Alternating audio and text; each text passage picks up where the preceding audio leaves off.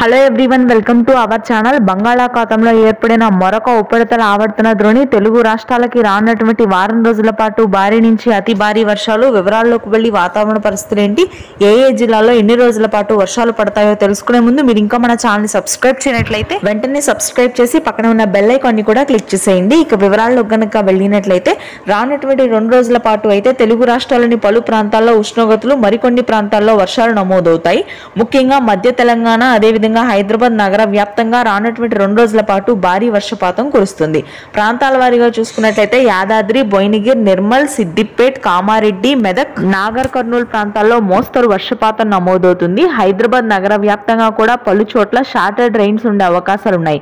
తేలికపాటి నుంచి మోస్తరు వర్షపాతం నమోదవుతుంది. నవంబర్ మొదటి వారం చివరి భాగంలో తెలంగాణకి అతి భారీ వర్షాలు, మరొక తుఫాను ప్రభావం ఉండే అవకాశం అయితే ఉంది.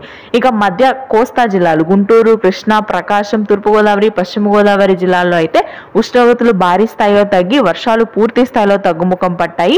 నెల్లూరు, ప్రకాశం జిల్లాలోని కొన్ని ప్రాంతాల్లో మాత్రం మోస్తరు వర్షపాతం కొనసాగుతుంది. రాయలసీమలోని చిత్తూరు, కర్నూలు భాగాల్లో భారీ వర్షాలుంటాయి. రేపటి నుంచి ఉత్తర కోస్తా జిల్లాలో కూడా పొడి వాతావరణం కొనసాగుతుంది. ఇది ప్రస్తుతానికి ఉన్న వెదర్ అప్డేట్.